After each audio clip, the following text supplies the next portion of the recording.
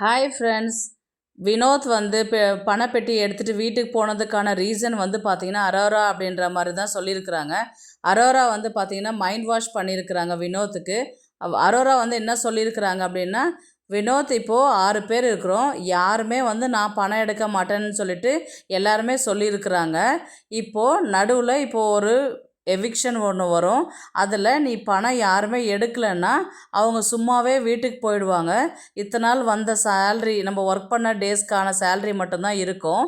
ஆனால் நீ பணப்பெட்டி எடுத்துட்டேன்னா இதில் வீட்டுக்கு அனுப்பிடுவாங்க. இத்தனை நாள் ஒர்க் பண்ணதுக்கான அமௌண்ட்டும் உனக்கு சேர்த்து வரும்.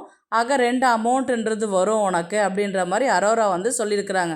அது எப்படி யாருமே பணம் எடுக்கலையா, என்ன காரணம் அப்படின்ற மாதிரி வினோத் கேட்டதுக்கு அதுக்கு அரோரா என்ன சொன்னாங்கன்னா, யாருக்கும் பணம் முக்கியம் இல்லை. இப்போ நான் வந்து டிக்கெட்டு ஃபினாலே கார்டு வாங்கிக்கிறதுனால நான் டைரெக்டாக உள்ளே போகிறதுக்கு சான்சஸ் இருக்குது. அது எனக்கு கிடைக்குதோ கிடைக்கலையோ, எனக்கு கிடைக்கலனாலும் பரவாயில்ல அப்படின்ற மாதிரி வந்து அரோரா வந்து வினோத்துக்கிட்ட சொல்லியிருக்கிறாங்க. வினோத் வந்து பார்த்திங்கன்னா இதை கொஞ்சம் யோசிச்சிருப்பார்னு நினைக்கிறேன்.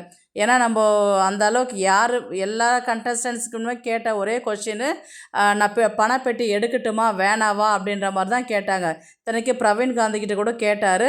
நான் ஒரு 2 டேஸ் கழித்து உங்களுக்கு கன்ஃபார்ம் சொல்கிறேன் நான் அப்படின்ற மாதிரி தான் சொன்னாங்க.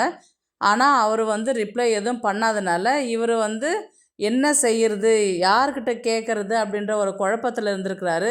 இவர் வந்து மெயினாக பார்த்தீங்கன்னா கம்ருதீன்கிட்டையும் அமித்கிட்ட தான் வந்து கொஞ்சம் பார்வதி இவங்க 3 பேர்கிட்டையும் தான் கொஞ்சம் பேசுவாங்க. இப்போ இவங்க 3 பேரும் இல்லாத பட்சத்தில் இவருக்கு வந்து ஒரு ஒரு கிளியரான ஒரு சொல்யூஷன் கொடுக்காததுனால இவர் என்ன யோசிச்சாருன்றது தெரியல. பாக்ஸை எடுத்துகிட்டு வீட்டுக்கு போயிட்டாங்க.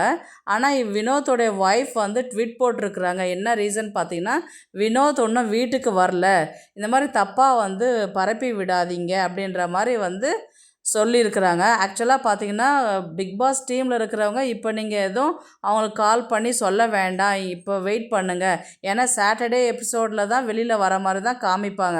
அதனால் இப்போதைக்கு நீங்கள் இங்கே வெயிட் பண்ணுங்கள், உங்கள் வீட்டுக்கு எதுவும் கால் பண்ண வேண்டாம் அப்படின்ற மாதிரி வந்து வினோத்துக்கிட்ட சொல்லியிருப்பாங்க பிபி டீமு.